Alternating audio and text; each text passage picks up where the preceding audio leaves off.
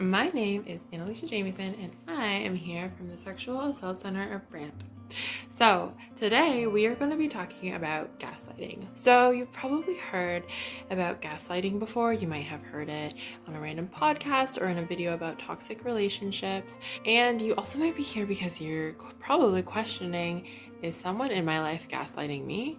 Well, today we're going to talk about it a little bit. I'm going to talk about what gaslighting is, what it actually looks like, and what to do if you think you're being gaslit. So let's get started. So, gaslighting is an emotional, manipulative, psychological tactic used to control a person or a group of people by making them doubt their own sense of reality and their own perception and question their own sanity. This is usually done as a control tactic to make someone question themselves to the point that they are entirely reliant on the gaslighter's version of events and perceptions of reality. This makes it a lot easier to manipulate someone into thinking that they are always doing something wrong, and it makes it easier for the gaslighter to now victimize themselves whenever they feel like it's necessary. It's also important to know that when it comes to gaslighting, it can be done in any relationship. It's not just your significant other. It can also be with your parents and your friends, and also with coworkers or teachers or classmates. It can really be anyone. So now you're probably wondering, okay, that's a cool definition, but what does this actually look like? What does this actually mean in terms of someone gaslighting me? How do I know they're gaslighting me? So, things that people typically do is lying. Lying is a big one. So, for starters, people will lie about people that are close to you to drive a wedge between you guys, to divide you.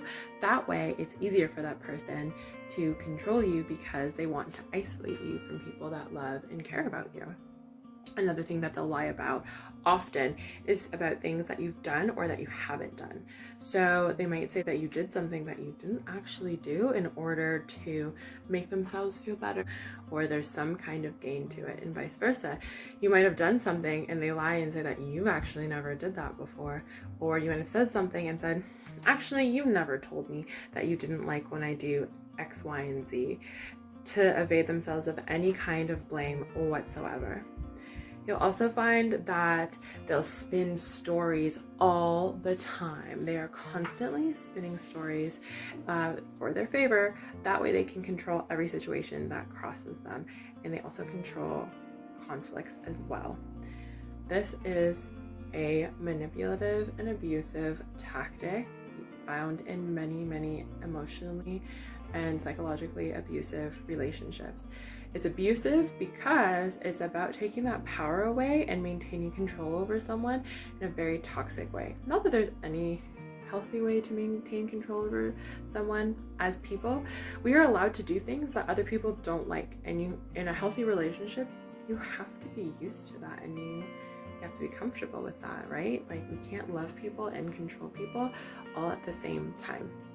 And what also makes it abusive is that they're taking advantage of you, right? It's an uneven, unequal relationship. And with people that gaslight, that is what they thrive on. They do not want this relationship to be equal. They do not want you to feel like you have a solid ground. They don't want you to feel like that you have an equal voice in anything you say, because then it's harder for them to maintain control over everything, right?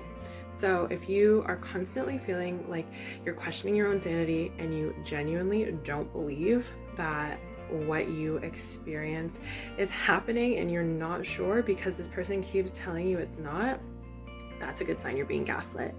If you're feeling like you're unequal in the relationship or something's uneasy, you're probably being gaslit. If you try to set boundaries and the person straight up does not want to adhere to them, you're probably being gaslit. The not so easy answer is that you really should cut this person out of your life. I say it's not so easy because some people can't cut their abusers out of their life for many different reasons. Maybe you're in a relationship where the person might out you if you leave them, or you're queer and your partner is queer and they're the person that introduced you into this awesome friend group of folks, and they're your community and they're your support systems, and if you cut that person out, then now you've lost your entire community, and you might be living in an environment that's actually not very welcoming to folks that are not hetero cis normative. Or you might be with someone that maybe you have kids with, or maybe you're financially dependent on them. Maybe it's your parents and you're only 14 and you can't just leave home, right? There are so many reasons. Maybe you're dependent on them because you're someone that has some sort of disability that makes you reliant on this person that is gaslighting you. There are so many different reasons as to why leaving is just not as easy as it sounds.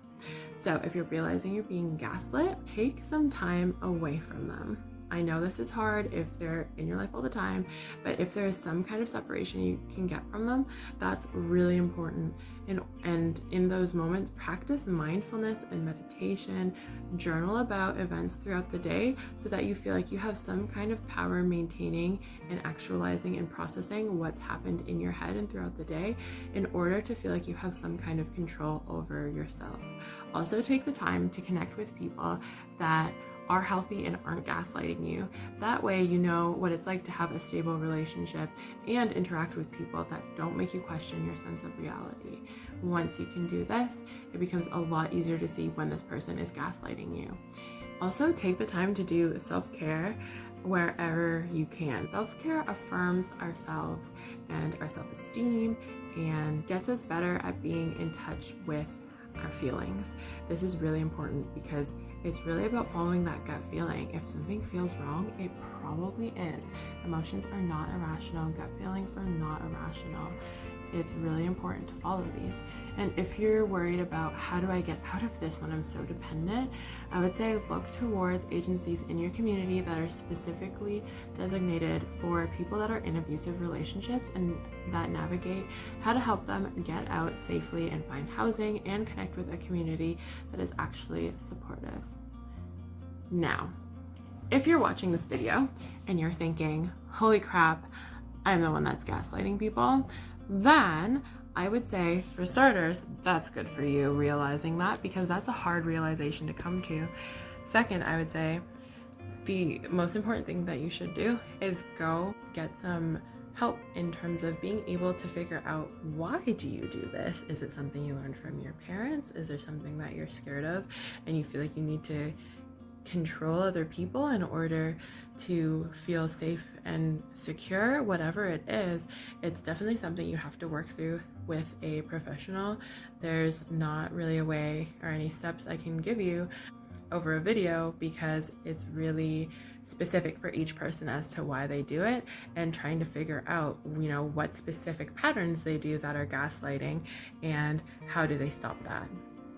If you think you're being gaslit, please call your local rape crisis center, sexual assault center, women's shelter, or any other abuse shelter hotline or mental health hotline that's in your community in order to figure out whether you're being gaslit and what your options are in your community in order to leave safely, if that is what you can do, or other sorts of safety planning.